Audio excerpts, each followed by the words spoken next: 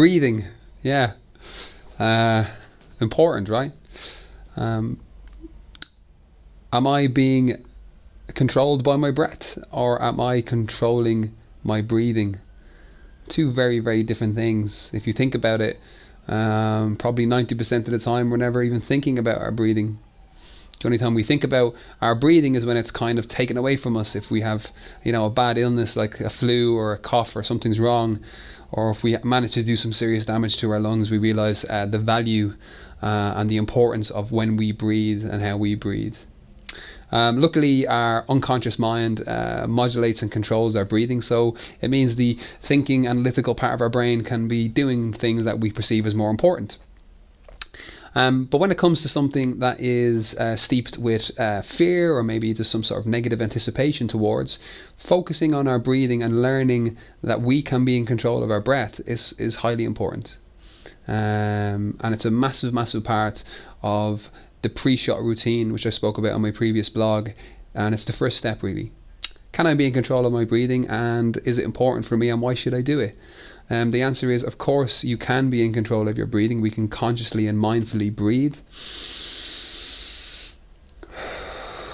We can be present when we breathe and allow ourselves to actually focus on our breath as well, which invariably quietens the mind, as well as giving the body what it needs in terms of the oxygen that we need, and expelling that CO2, which is very, very important.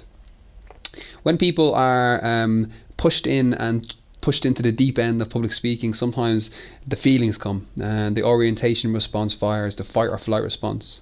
And as that feeling builds and kind of hits us, the adrenaline rush comes. What we typically try to do is to push the feelings away. This includes us tensing up, pushing down, everything, body, muscles, shoulders get tense, neck gets tense.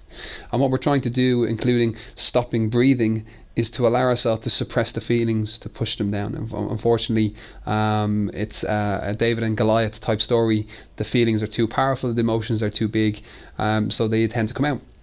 We cannot really push them away, and actually by pushing them away, we prolong them. By pushing our breath down and by holding our breath, we try to push those feelings away. In that moment, the heart's beating a lot more, it's pumping oxygenated blood around the body, and oxygen is being pumped into the brain, and invariably by not focusing on our breath in that moment, we tend to hyperventilate. Understanding this as your first element of your pre-shot routine is key. Practice breathing. It sounds quite trivial and quite standard. Of course I know I can breathe. But it's about understanding that in a moment where we need to slow down, we need to maybe allow the fight or flight response to desensitize or reduce in some way. The first step is to breathe. If you look at anyone, whether it's a 100-meter sprinter or a golfer or someone about to walk out on stage, but what they are doing is usually taking very immediate breaths and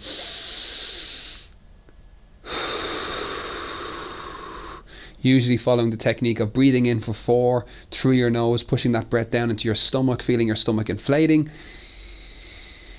and then slowly out through your mouth for about 8 seconds, letting all the CO2 release. Normally when we breathe we don't need to do this, but when the heart's beating in that way, we're producing a lot more energy and a lot more CO2. It's important to expel that and release it. Stops us from hyperventilating. But we drop into a normal rhythm, a natural rhythm. But allowing ourselves space, particularly when we're public speaking, to take a big deep breath.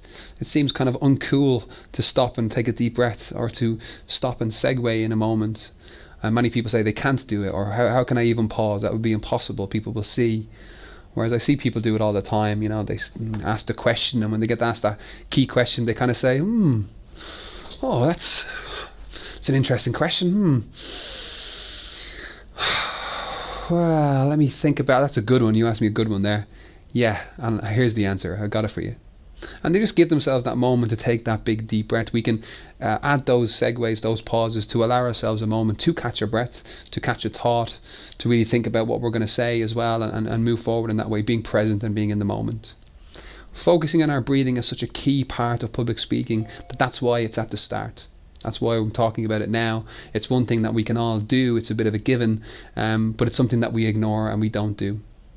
So what I want you to do is to really think about this. Start adding some pauses where you can breathe, whether it's a meeting or whether it's a public speaking situation, or in any moment where someone asks you a question. Maybe just add a little nice big deep breath before you reply, and just see if the world falls apart.